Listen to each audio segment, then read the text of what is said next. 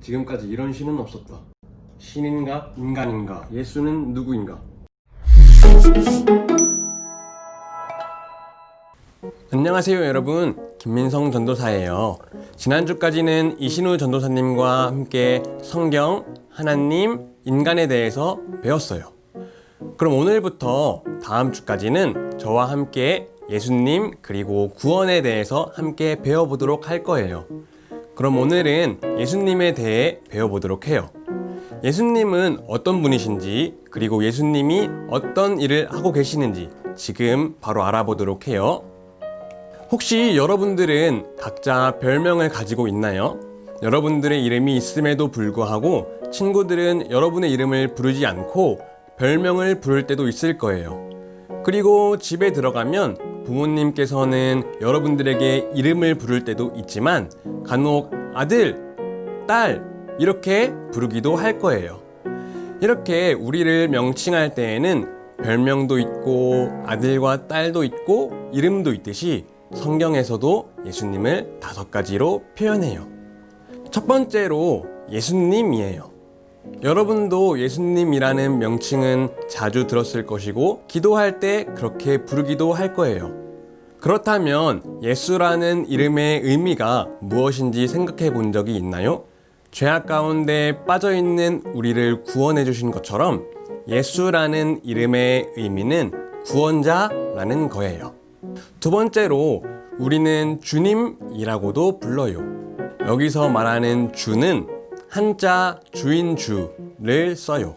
그래서 우리가 주님이라고 부르는 것은 예수님이 우리와 교회의 주인이심을 뜻하는 거예요. 그렇기 때문에 우리는 항상 우리 삶의 주인이 예수님이라는 것을 기억하며 살아야겠죠? 세 번째로는 하나님의 아들이에요. 누가복음 1장 34절을 보니까 예수님을 낳은 마리아와 천사는 이렇게 대화를 나누고 있어요. 마리아가 천사에게 말하되 나는 남자를 알지 못하니 어찌 이 일이 있으리이까? 천사가 대답하여 이르되 성령이 내게 임하시고 지극히 높으신 이의 능력이 너를 덮으시리니 이러므로 나실 바 거룩한 이는 하나님의 아들이라 일컬어지리라. 천사가 마리아에게 너는 성령으로 말미암아 아이를 낳을 텐데 그 아이는 하나님의 아들이다 라고 얘기했던 것이죠. 네 번째로는 인자예요. 인자라는 단어를 한자로 살펴보면 사람인, 아들자로 사람의 아들이라는 뜻이에요.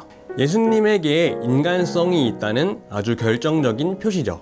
그러나 다른 사람들은 예수님에게 인자라는 표현을 잘 쓰지는 않았지만 예수님께서 자기 자신을 지칭할 때 자주 사용하셨어요. 5번째로는 그리스도예요. 그리스도는 기름 부음을 받은 자라는 의미를 가지고 있어요.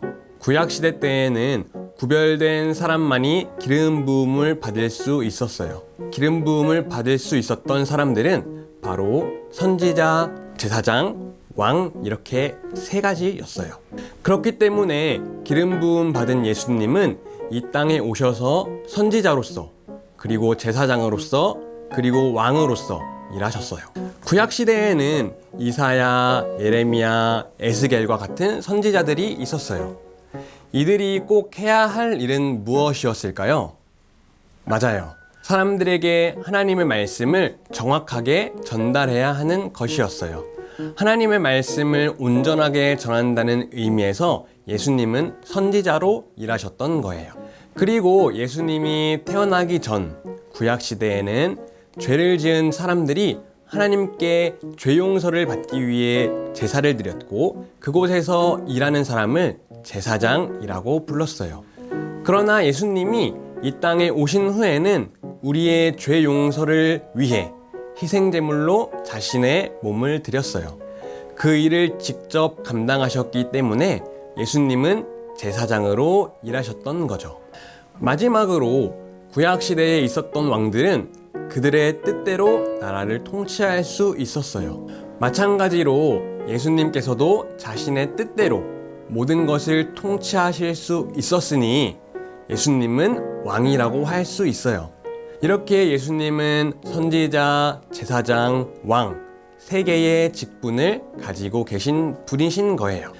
여러분, 제가 아까 예수님을 하나님의 아들이라고도 부른다 했고 인자, 즉 사람의 아들이라고도 했어요.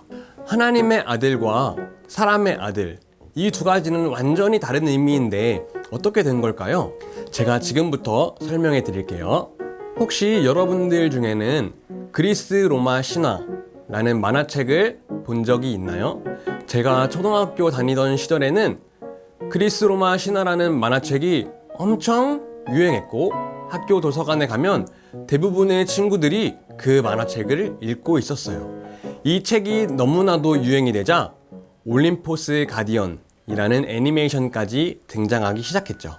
이 만화가 초등학생들에게 인기를 끌 수 있었던 이유는 바로 사람과 신의 관계를 재미있게 보여주고 사람의 눈으로 볼 수 없는 신의 형태를 익살스럽게 표현했기 때문이에요. 여기에 등장하는 인물 중에는 절반은 신이고 절반은 사람인 반신반인이 등장해요. 그렇다면 우리가 믿는 예수님은 과연 신일까요? 인간일까요? 분명히 예수님도 그리스 로마 신화에 나오는 인물들처럼 이 땅으로 오셨는데 과연 예수님도 절반은 신이고 절반은 인간인 반신반인의 존재인 걸까요? 이 시간에 한번 저와 알아보도록 해요. 먼저 한번 성경을 찾아볼까요? 구약 성경 이사야서 9장 6절에서는 예수님을 이렇게 표현해요. 다 같이 읽어봅시다. 이는 한 아기가 우리에게 낳고 한 아들을 우리에게 주신 바 되었는데 그의 어깨에는 정사를 메었고 그의 이름은 기묘자라 모사라 전능하신 하나님이라 영존하시는 아버지라 평강의 왕이라 할 것임이라. 조금 단어들이 어렵게 느껴질 수 있으니까 제가 조금 쉽게 번역된 성경으로 한번 읽어 드릴게요. 잘 들어보세요. 한 아기가 태어났으니 우리에게 주신 아들이다. 그가 우리의 통치자가 되실 것이니 그 이름은 위대한 스승, 전능하신 하나님, 영원히 계시는 아버지, 평화의 왕이라 하리라. 이 성경 구절을 보면 한 아기, 즉 예수님께서 태어나셨음을 알 수 있어요. 그런데 이 성경에서 예수님에 대해 어떻게 표현하고 있나요? 위대한 스승, 전능하신 하나님, 영원히 계시는 아버지, 평화의 왕이라고 표현하고 있는데 우리가 집중해서 보아야 할 것은 전능하신 하나님이라고 표현한 것이에요.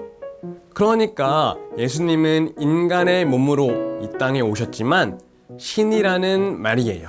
성경은 이 땅에 오신 예수님에 대하여 완전한 신이라고 말하고 있어요. 이것을 우리는 그리스도의 신성이라고 이야기해요. 그럼 여기서 잠깐, 여러분들이 성경을 꼼꼼히 읽다 보면 한 가지 궁금한 게 생길 거예요.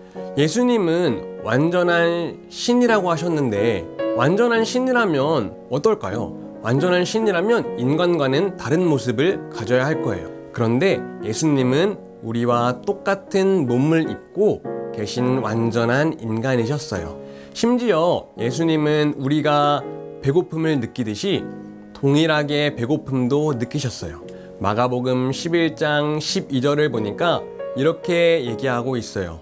이튿날 그들이 베다니에서 나왔을 때에 예수께서 시장하신지라. 그리고 우리가 슬프고 마음 아픈 일이 생겼을 때에 눈물을 흘리며 우는 것처럼 예수님도 똑같이 눈물을 흘리시는 참 인간이셨어요. 요한은 예수님의 우는 모습을 보며 이렇게 성경에 기록하고 있어요. 이르시되 그를 어디 두었느냐 이르되 주여 와서 보옵소서 하니 예수께서 눈물을 흘리시더라. 이렇게 예수님은 우리가 느끼는 것처럼 슬픔도 느끼시고 배고픔도 느끼시고 눈물도 흘리시고 그런 완전한 인간이셨어요. 이렇게 예수님은 신성과 인성을 모두 가지고 계시는 분이셨어요. 하지만 여러분이 유의해야 할 것은 예수님이 그리스 로마 신화에 나오는 반신반인과는 다르다는 점이에요. 반신반인의 특징은 무엇인가요? 절반은 신이고 절반은 인간이라는 거죠. 그러나 예수님은 절반은 신, 절반은 인간이 아니라 완전한 신이시자 완전한 인간이셨어요. 예수님은 신성과 인성을 함께 가지고 계시는 신인이라고 할 수 있어요. 그런데 옛날부터 지금까지 계속 예수님의 신성과 인성에 대해 잘못된 주장을 해오는 사람들이 있어요. 예수님이 어떻게 인간일 수 있느냐 라고 말하며 예수님의 인성을 인정하지 않는 사람들도 있고, 반대로 예수님이 어떻게 신일 수 있느냐 라며 예수님의 신성을 인정하지 않는 사람들도 있어요. 그러나 종교개혁자 존 칼빈은 이렇게 잘못된 주장을 하는 사람들에게 이야기했어요. 그리스도의 신성이 그의 인성과 하나로 연합하였으되 그 각각의 본성이 손상되지 않고 그대로 보존되었고, 그러면서도 두 본성이 한 그리스도를 이루었다고 단언한다 라고요. 그렇다면 예수님은 신으로만 존재하셔도 되는데 굳이 인간으로 오신 이유는 무엇일까요? 그것은 바로 예수님께서 인간인 우리를 대신해서 고난을 받으시고 죽으셔야만 했기 때문이에요. 예수님은 죄가 없으신 인간이셨기 때문에 인간을 속죄할 수 있는 유일한 분이셨어요. 그렇다면 속죄란 무엇일까요? 제가 한 가지 이야기를 해줄 테니까 한번 잘 들어보세요. 옛날에 한 교회 앞에는 빵집 하나가 있었어요. 그런데 어느 날 주일 저녁 교회 앞에 있던 빵집 주인이 잠에 들려고 하는 순간 쨍그랑 하고 창문이 깨지는 소리가 들렸어요. 그 소리에 깜짝 놀란 주인은 얼른 밖으로 뛰쳐나왔어요. 방에서 나와 창문을 보니 누군가가 창문을 깨뜨렸고 그 깨뜨린 구멍으로 손 하나가 쑥 들어와 있는 모습을 보게 되었어요. 쑥 들어와 있던 손은 창문을 깨부순 후 빵집에 진열되어 있던 빵을 훔치고 있었던 거죠. 그것을 본 빵집 주인은 깜짝 놀라 그 사람을 잡으려고 했어요. 이 빵을 훔친 사람의 이름은 바로 장발장이에요. 만약 이 장발장이 빵을 훔친 죄로 감옥에 들어갔다고 생각해 봅시다. 감옥에서 나오기 위해서는 벌금을 내야 했어요. 그런데 장발장은 벌금을 낼 수 있는 경제적 형편이 되지 않았어요. 그런데 갑자기 장발장의 친구가 등장해서는 장발장의 벌금을 대신 내주겠다고 했어요. 그 돈이 아깝기는 하지만 사랑하는 나의 친구가 너무 배가 고파 순간적으로 이런 일을 했으니 도움을 준 거예요. 이렇게 애정 어린 마음으로 장발장을 도왔기 때문에 장발장에게 그 돈을 다시 받을 생각도 없고 자기 자신이 장발장을 도와줄 수 있는 것만으로 만족했어요. 이렇게 죄를 지어 감옥에 들어간 장발장이 스스로 감옥에서 나올 능력이 없었던 것처럼 우리도 죄에서 스스로 나올 수 있는 능력이 되지 않았어요. 그래서 장발장의 친구가 대신 벌금을 내서 장발장이 감옥에서 나올 수 있었듯이 예수님께서 우리들을 죄에서 나올 수 있게 해주셨어요. 이것을 바로 속죄라고 말해요. 예수님께서 우리가 지은 죄에 대해 대가를 대신 치러주시면서 죄에서 건져내주신 거죠. 그렇다면 이렇게 예수님께서 우리를 속죄해 주신 이유는 무엇일까요? 에베소서 1장 7절에서 9절을 함께 읽어봅시다. 우리는 그리스도 안에서 그의 은혜의 풍성함을 따라 그의 피로 말미암아 속량 곧 죄사함을 받았느니라. 이는 그가 모든 지혜와 총명을 우리에게 넘치게 하사 그 뜻의 비밀을 우리에게 알리신 것이요 그의 기뻐하심을 따라 그리스도 안에서 때가 찬 경륜을 위하여 예정하신 것이니. 여러분들이 성경 구절을 잘 이해할 수 있도록 제가 쉽게 번역된 성경을 찾아서 한 번 더 읽어주도록 할게요. 잘 들어보세요. 우리는 이 아들 안에서 하나님의 풍성한 은혜를 따라 그의 피로 구속, 곧 죄 용서를 받게 되었습니다. 하나님은 우리에게 모든 지혜와 총명을 넘치게 주셔서 그리스도 안에서 미리 세우신 하나님이 기뻐하시는 뜻을 따라 하나님의 신비한 뜻을 우리에게 알려주셨습니다. 예수님의 피로 말미암아 우리는 죄 용서 받았음을 말하면서 우리를 속죄해 주신 이유는 하나님의 기뻐하신 뜻을 따르는 것이라고 말해주고 있어요. 우리를 속죄해 주시며 하나님께서는 참 기쁨을 느끼고 계셨던 것이죠. 이렇게 우리는 오늘 예수님의 명칭과 예수님께서 하신 일들, 그리고 예수님의 신성과 인성, 그리고 예수님께서 우리를 속죄해 주신 이유에 대해서 배웠어요. 그 내용을 아주 알아보기 쉽게 마지막으로 정리를 해주도록 할게요.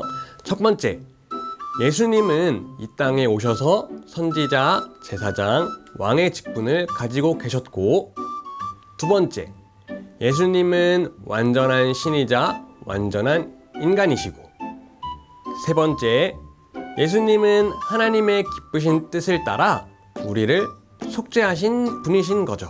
어땠나요, 여러분? 예수님에 대해서 잘 정리가 되었나요? 한 주간 이러한 예수님을 기억하고 찬송하며 살아가는 우리 초등부, 소년부 친구들이 되었으면 좋겠어요. 그럼 다음 주에 또 만나요. 안녕.